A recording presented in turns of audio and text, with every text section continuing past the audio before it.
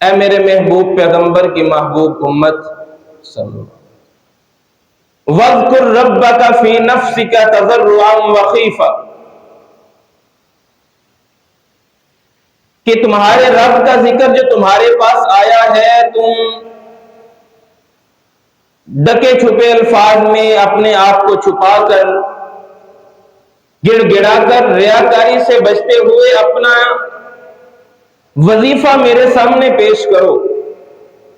اپنے رب کا ذکر کرو، دون الجہر من القول بالغدو والآصال، ریاکاری سے بچتے ہوئے، اعلانیہ لوگوں کو سنانے سے بچتے ہوئے، صبح و شام اپنے رب کے ذکر سے اپنی زبان کو تر رکھو۔ وَلَا تَكُن مِّنَ الْغَافِلِينَ، غافلوں میں سے نہ ہو جاؤ۔ اور جو اذکار کا سلسلہ ہم نے شروع کیا تھا، نبی علیہ الصلوۃ والسلام نماز کے بعد کثرت سے اذکار فرمایا کرتے تھے،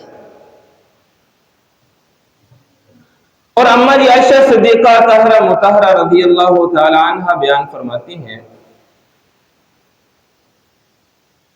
کہ نبی علیہ الصلوۃ والسلام کا ایک لمحہ بھی ذکر سے خالی نہیں ہوتا تھا، ہر وقت اللہ کا ذکر، ہر وقت اللہ کی حمد و ثنا، پاکیزگی، اس کی بڑائی بیان کرتے رہتے تھے۔ اور نماز کے بعد آپ اس قدر کثرت کے ساتھ ذکر اذکار فرماتے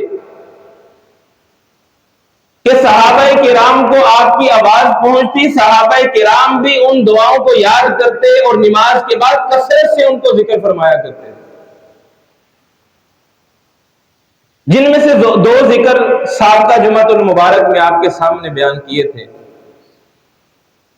اللہم انت السلام ومنک السلام تبارکت یا ذا الجلال والاکرام،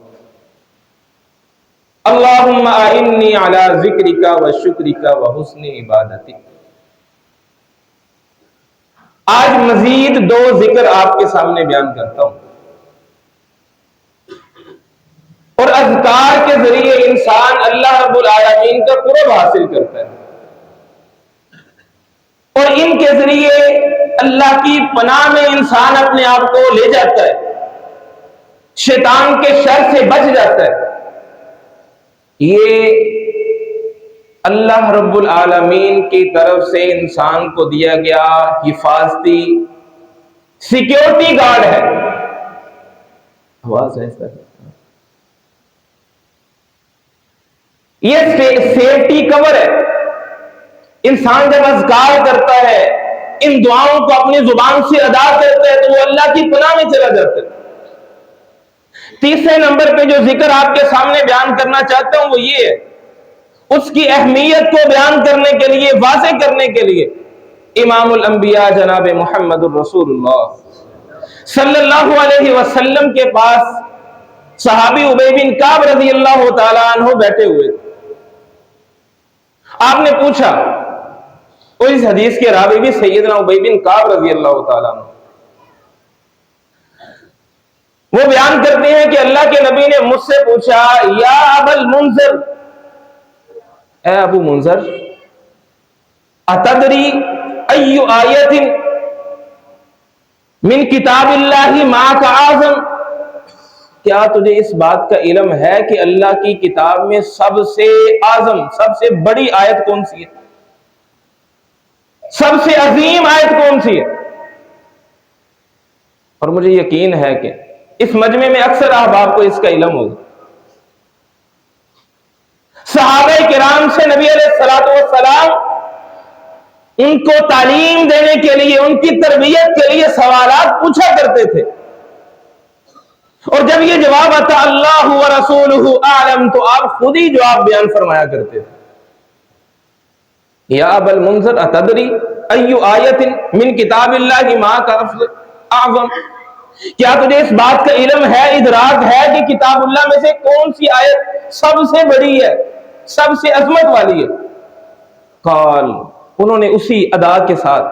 عاجزی انکساری کے ساتھ نبی علیہ الصلوۃ والسلام کے سامنے عرض گناہ ہوئے، اللہ ورسولہ اعلم، اللہ اور اس کے رسول زیادہ جانتے ہیں۔ دیکھیے ادب کا مقام، صحابی کو اس بات کا علم تھا، اسی حدیث میں اس بات کا تذکرہ، لیکن اس کے باوجود یہ نہیں بیان فرمایا، یہ نہیں کہا، یہ جرأت نہیں کی، ہاں مجھے پتہ ہے اللہ ورسولہ اعلم۔ پھر آپ نے پوچھا یا ابا المنذر اتدری ای آیت من کتاب اللہ ماک اعظم، تجھے اس بات کا پتہ ہے کہ کون سی آیت سب سے عظمت والی ہے؟ قال ابو المنذر اللہ لا الہ الا هو الحی القیوم لا تأخذہ سنۃ ولا نوم۔ اللہ کے رسول سب سے عظمت والی آیت الکرسی ہے، اور آمینہ کے لال جناب محمد رسول اللہ صلی اللہ علیہ وسلم کو اس بات کی اس قدر خوشی ہوئی، آپ نے اس قدر مسرت کا اظہار فرمایا کہ آپ نے ابی بن کعب کے سینے پہ ہاتھ رکھ کے اس بات کا ارشاد فرمایا، یہ بات صحابہ کرام کے سامنے بیان فرمائی، واللہ لیہنک العلم یا ابا المنذر، اللہ کی قسم اے ابو المنذر ابی بن کعب تجھے یہ علم مبارک ہو،